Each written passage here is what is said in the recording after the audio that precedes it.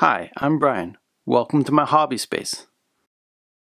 Today I'm going to take this Nethermaze Drom's Gore Chosen and I'm going to try to make some other miniatures out of it.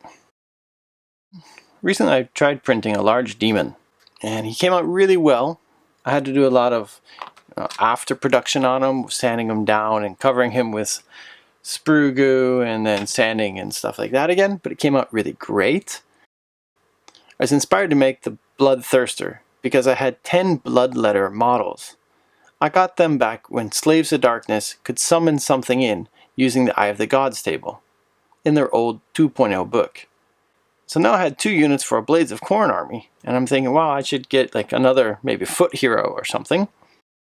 But I can't really bring myself to pay $50 or whatever for one model. So I decided I was going to take this Nethermaze Drom's the Gore Chosen box and I was going to make something out of this. This Drom character, he's on the same size base as a Slaughter Priest. And if you look at this picture, he looks really priesty to me. So I'm just going to say he's a Slaughter Priest. I'm not going to change him at all. I've already made him and I've primed him up. And I thought if I had one Slaughter Priest, well, maybe I want 2. I've already made this miniature. I drilled a hole in his hand and I put a little paper clip in there. I'm going to get a weapon and I'm going to put it on there and I'm going to put the handle down here. So he'll be a Slaughter Priest. Which leaves the third miniature. He's on a 32mm base. There aren't many Blades of Thorne heroes on a 32mm base. But there is Valkia. And, well, it's not the best War Scroll. It's a pretty good one. It gives you a deep strike option. So I figured I'd take this guy and make him into Valkia. I've already started this conversion. I gotta put a shield on this side, and I gotta put wings on the back and get rid of this nub.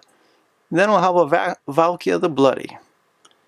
So if you're wanting to get started with Blades of Thorne, and you want to get yourself a Slaughter Priest, or 2, and maybe a Valkia the Bloody, just buy this Nethermaze Drom's Gore Chosen. I think I paid $50 for this. And I got 3 heroes. If you were to buy them separately, it'd be probably over $100. So this is an old Chaos Knights lance, and I've cut it. I'm going to use that for my new Slaughter Priest. And this is the arm you can see that I used to cut this lance, and that's also from an old Chaos Knight. I've got a couple extra Vargolf wings, I think they are, from when I made some Flesh Eater Quartzo a long time ago. And I'm going to glue those onto his back, like this. And that'll give me a good Valkia the Bloody look. I'm using Tamiya Extra Thin Cement for putting stuff together recently, and then filling in any gaps with the cement and melted sprue. And it seems to be working really well. I used to use regular crazy glue, but I've been switching to this stuff unless I really need a quick, fast joint, and then this will work. But these ones make a lot stronger joints.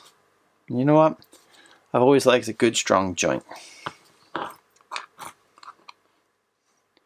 I'm pretty sure the Slaughter Priest actually has a big axe, but I didn't have any more axes on hand. I'm running out of lots of spare parts. I've got old Marauder axes, but they're too small.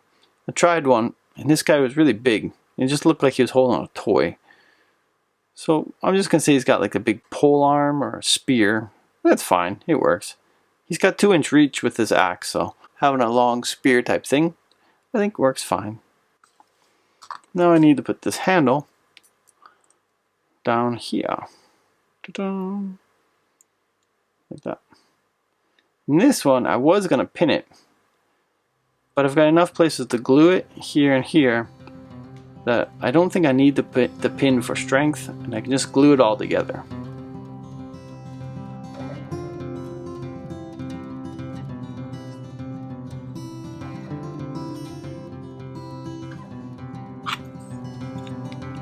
And he's got this cool base, and there, yep, so I got one Slaughter Priest and a second Slaughter Priest. So if I want to do some prayers, I've got 2 priests to cast them. Alright.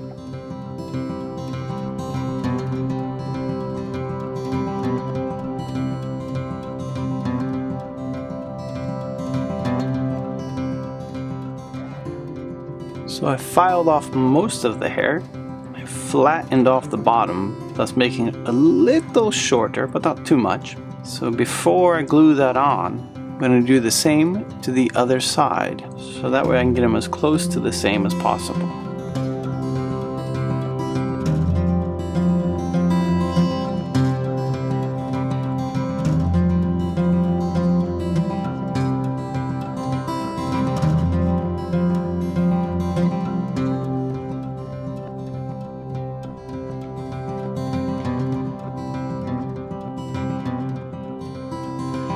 Alright, we'll glue that on, do the same with the other side.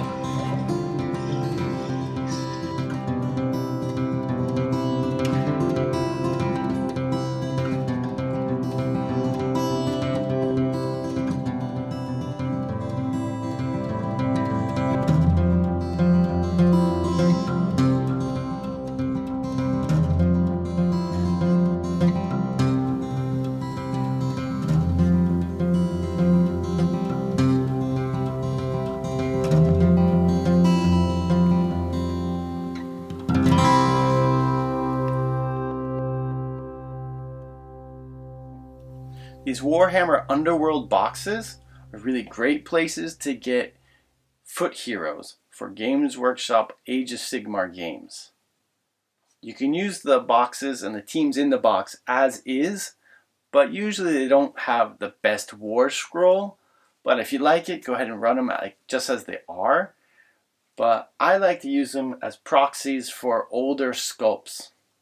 I didn't really like the Games Workshop Slaughter Priest sculpt, but this Drum guy, he's really cool looking. I really like his sculpt, and it's exact same base size. So I'm going to proxy him in as my Slaughter Priest. This other guy too, same base size.